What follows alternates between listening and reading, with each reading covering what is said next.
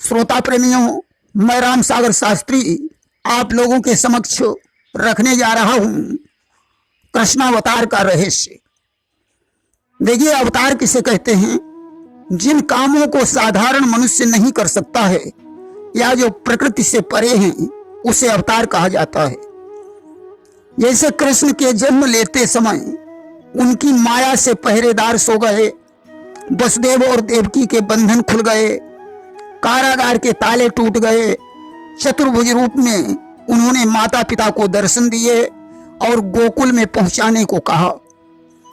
यमुना जी में बाढ़ आ गई, उन्होंने अपना पैर लटका दिया, यमुना जी घट गईं। इसके बाद पिछली सारी बातों को कृष्ण ने माता पिता के हृदय से भुला दिया। ऐसे आश्चर्यजनक काम साधारण मनुष्य नहीं बल्कि परमात्मा ही कर सकता है।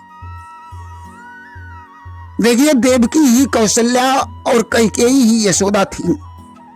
कैकेयी को वनवास देने का दुख रहा। कैकेयी ने ऐसी कामना की कि अगले जन्म में मुझे मात्र सुख प्राप्त होवे। इसीलिए भगवान ने देवकी के गर्भ से जन्म लेकर यशोदा को मात्र सुख प्रदान किया था। शेष जी की ऐसी कामना रही कि छोटा भाई बनकर मैं तुम्हें बन जाने से नहीं रोक पाया, अगले जन्म में मैं तुम्हारा बड़ा भाई बनूंगा। इसलिए शेषावतार लक्ष्मण बलराम बने।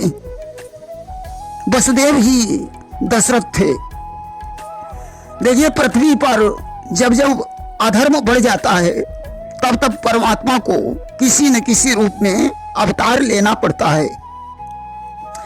श्री कृष्णावतार के अनेकों कारण हैं, परंतु उन सभी कारणों में वरुण ने कश्यप ऋषि को श्राप दिया था, वही कारण प्रमुख है। एक बार की बात है, कश्यप ऋषि ने यज्ञ हेतु वरुण की गाय को जबरदस्ती छीन लिया।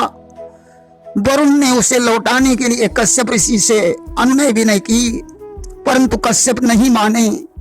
तब वरुण ने उनकी शिकायत ब्रह्मा जी से की। ब्रह्मा ने कश्यप को समझाया कि पुत्र, तुम वरुण की गाय को वापस कर दो, परंतु कश्यप ने अपनी हठ नहीं छोड़ी।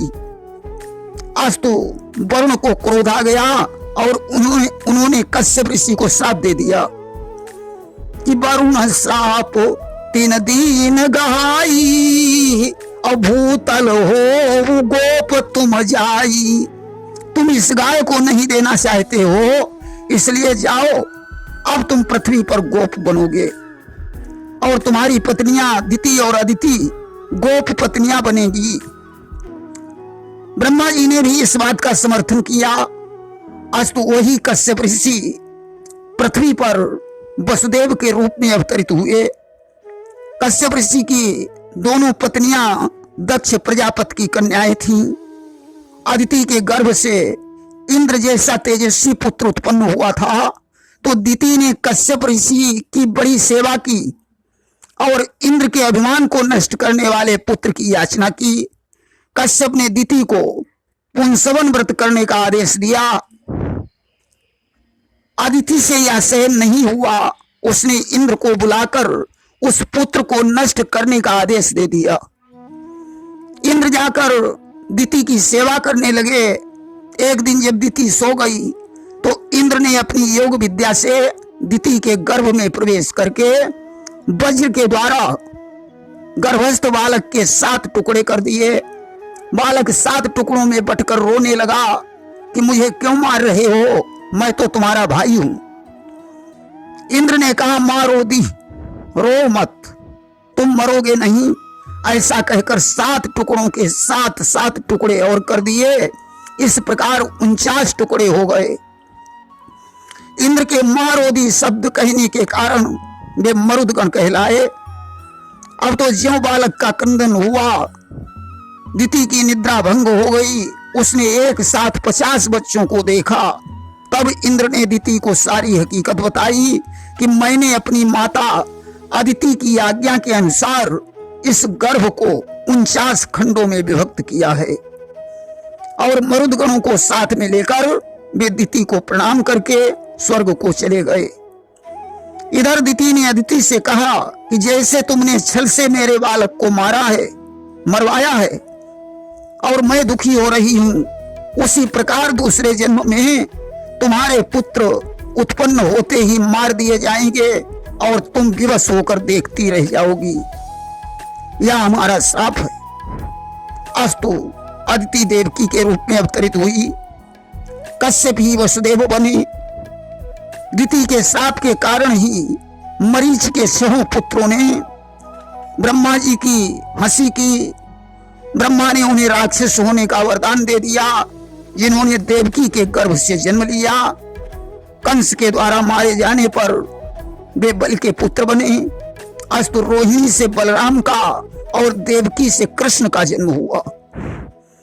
वहीं कृष्ण जन्म का एक कारण और भी है कि एक बार ब्रह्मा के पुत्र धर्म ने दक्ष की 10 कन्याओं से विवाह किया, जिनसे अनेक पुत्र हुए। उनके 2 पुत्रों के नाम नर और नारायण थे, जो बद्रिका धाम में जाकर तप करने लगे। उनके घोर तप को देखकर इंद्र ऐरावत पर सवार होकर बद्रिका आश्रम में पहुंचे और नर नारायण को भयभीत करने के लिए मायावी उत्पात करने लगे, परंतु उन पर कोई प्रभाव नहीं पड़ा। इंद्र निराश होकर लौट आए और उन्होंने कामदेव को बुलाकर अप्सराओं सहित जाकर नर नारायण की तपस्या भंग करने का आदेश दे दिया। कामदेव विफल हो गया। तब उसने अप्सराओं को भेजा।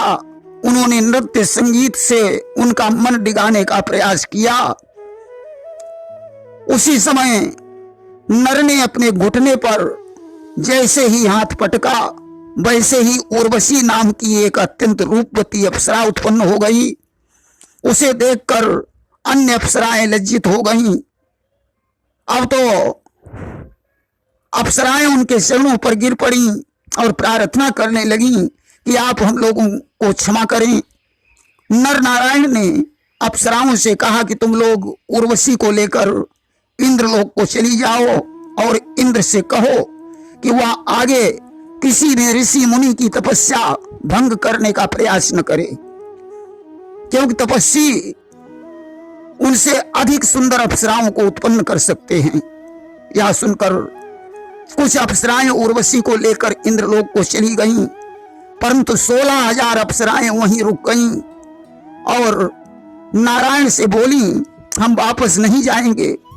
यदि आप हमारी भलाई चाहते हैं तो मेरे साथ विवाह करें।